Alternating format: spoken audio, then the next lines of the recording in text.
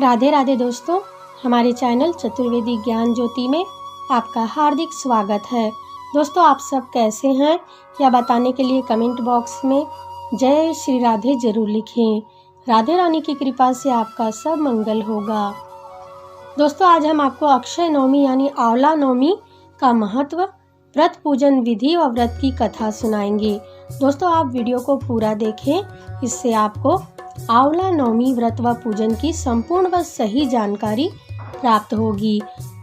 दोस्तों, अक्षय नवमी यानी कि आंवला नवमी का त्यौहार आने ही वाला है। दोस्तों, आंवला नवमी का त्यौहार कार्तिक माह के शुक्ल पक्ष के 9वें दिन यानी नवमी तिथि को मनाया जाता है। दोस्तों, यह पर्व प्रकृति के प्रति आभार व्यक्त करने का पर्व है। इस दिन आंवले के पेड़ का पूजन परिवार के लिए आरोग्य व सुख सौभाग्य की कामना से की जाती है। इस दिन किया गया तप, जप, दान इत्यादि व्यक्ति को सभी प्रकार के दुखों से मुक्ति दिलाते हैं तथा यह व्रत करने से व्यक्ति की सभी मनोकामनाएं शीघ्र पूर्ण हो जाती हैं।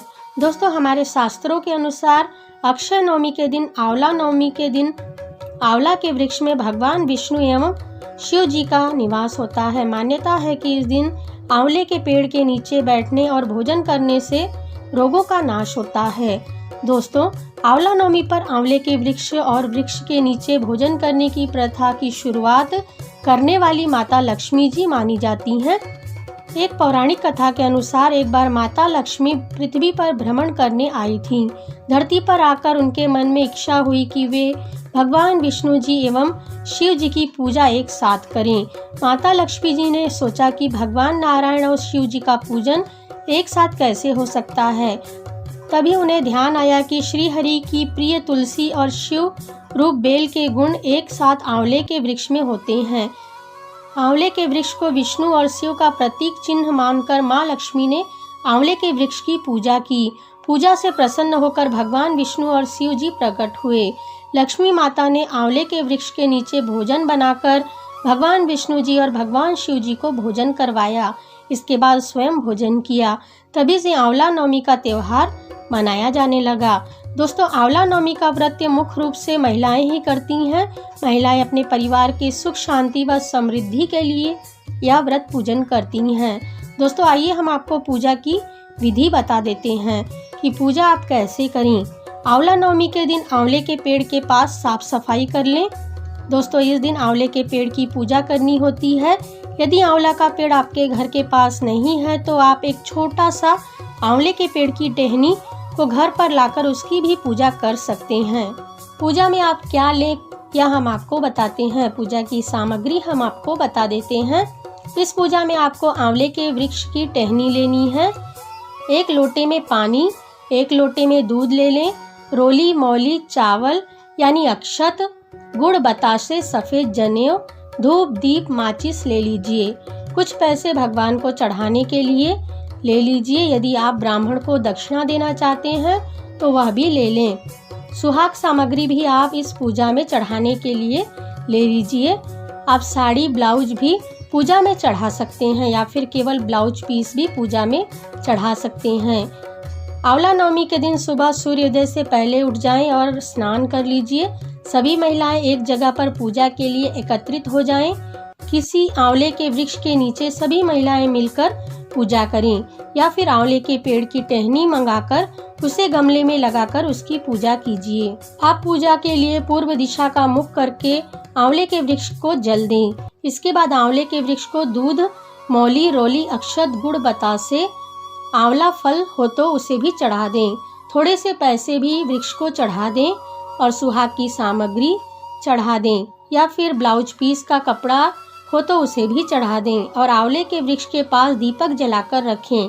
इसके बाद सभी महिलाएं अपने माथे पर तिलक लगा लें और आंवले के वृक्ष की 108 परिक्रमा कीजिए या फिर 8 परिक्रमा करें। इसके बाद जनेऊ के धागे से 8 बार या 108 बार आंवले के वृक्ष या टहनी को फेरी दीजिए। आप 8 बार या फिर 108 बार धागे से फेरी दीजिए।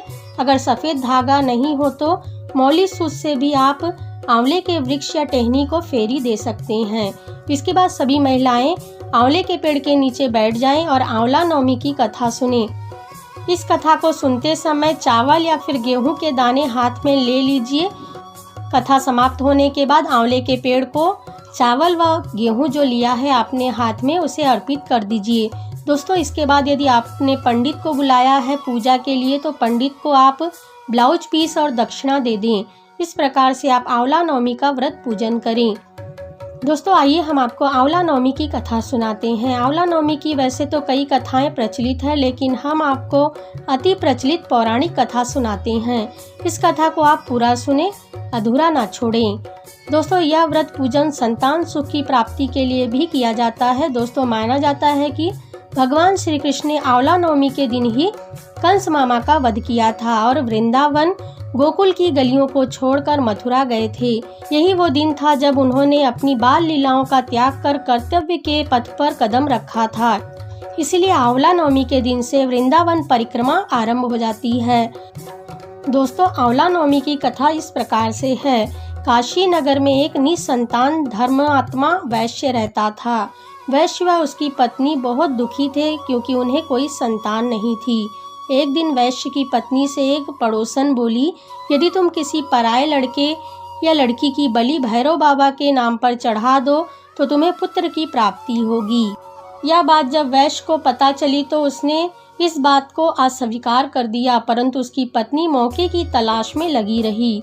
एक दिन एक कन्या को उसने कुएं में गिराकर भैरव देवता के नाम पर बलि दे दी। इस हत्या का परिणाम विपरीत हुआ। लाभ की जगह उसके पूरे बदन में कोढ़ हो गया तथा लड़की की प्रेत आत्मा उसे सताने लगी। वैश्य के पूछने पर उसकी पत्नी ने सारी बात बता दी। इस पर वैश्य कहने लगा, गौ वध, ब्राह्मण वध तथा बाल वध करने वाले के लिए इस संसार में कहीं भी जगह नहीं है। इसलिए तू गंगा तट पर जाकर भगवान का भजन कर तथा गंगा में स्नान कर, तभी तू इस कष्ट से छुटकारा पा सकती है। वैश्य की पत्नी पश्चाताप करने लगी और रोग मुक्त होने के लिए माँ गंगा की शरण में गई। तब माँ गंगा ने एक वृद्ध स्त्री का भेष धारण कर उसके पास आईं और उससे कार्तिक शुक्ल पक्ष की नौमी तिथि को आंवला के वृक्ष की पूजा करने की सलाह दी थी। जिस पर वैश्य की पत्नी ने बताए अनुसार इस तिथि को आंवला के वृक्ष का पूजन कर आंवला ग्रहण किया था और रोग मुक्त हो गई थी। इस व्रत व पूजन के प्रभाव से उसे कुछ ही दिनों बाद उसे संतान की भी प्राप्ति हुई। तभी से हिंदुओं में इस व्रत को करने का प्रचलन बढ़ा। तब से लेकर आज तक इस व्रत को करने की परंपरा चली आ रही है। दोस्तों इस प्रकार से आंवला नवमी की कथा है। दोस्तों आप इस आंवला नवमी पर यह व्रत व पूजन जरूर कीजिए। आपको भगवान विष्णु, माता लक्ष्मी, भगवान शिव का आशीर्वाद प्राप्त होगा। दोस्तों आपको हमारा वीडियो कैसा लगा हमें कमेंट में लिखकर बताइए। वीडियो अच्छा लगा हो तो इसे लाइक और शेयर कीजिए।